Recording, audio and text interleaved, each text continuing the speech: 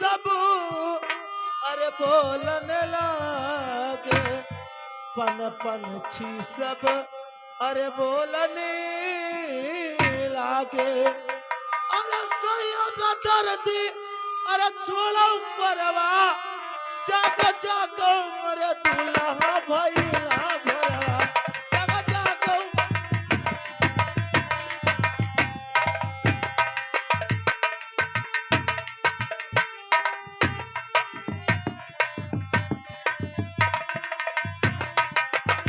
जागो जागो परदेसिया भइले भरवा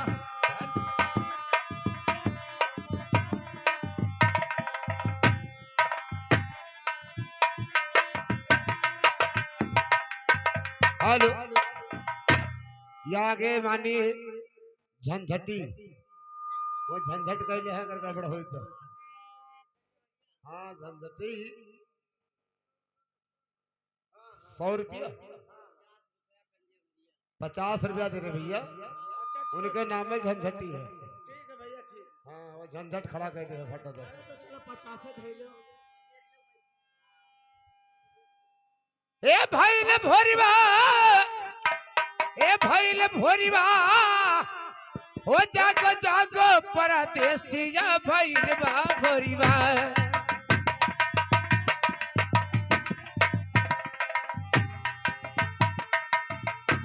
ए भैला भरवा ए भैला भरवा रे जागो जागो मर दूल्हा भैला भरवा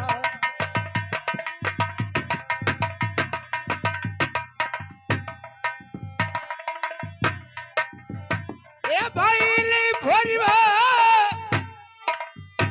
ए भैली भोरीबा ओ जागो जागो परदेसिया भैलबा भोरीबा ओ जागो जागो परदेसिया भैलबा भोरीबा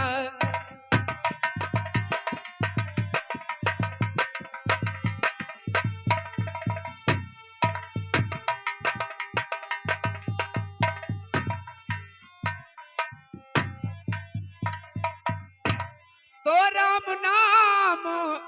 लियत सभी कोई तो राम नाम लियत सभी कोई हो सैया बेदर्दी तू छोड़ो कोरिबा हो जागो जागो परदेसिया भैलबा भोरीबा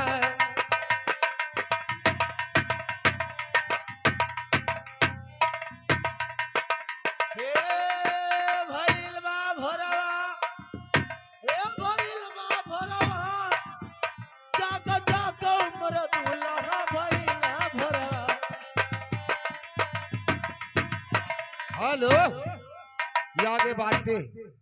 बाटे कश्यप भाई पारा उनकी तरफ से 50 रुपया है पार्टी की तरफ से लाख धन्यवाद हम भी धन्यवाद दे रहे हैं। तो पन पंछी सभी अरे बोलनी लागे तो पन पंछी सभी अरे बोलनी लागे वो सैया बेदर्दी तू छोड़ो कोरिबा हो जागो जागो हमर दूल्हा भैलबा भोरीबा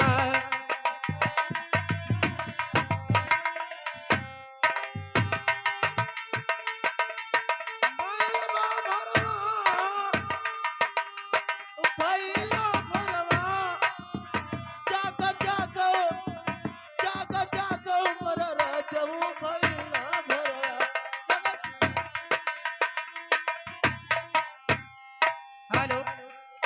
यहाँ के हमारे संतोष भैया इसी गांव के निवासी बच्चे के न्यौछावर में 100 रुपए ने उतर दे रहे हमारे फिर धन्यवाद चालू रहा। रतिया में भय न दलाला ओ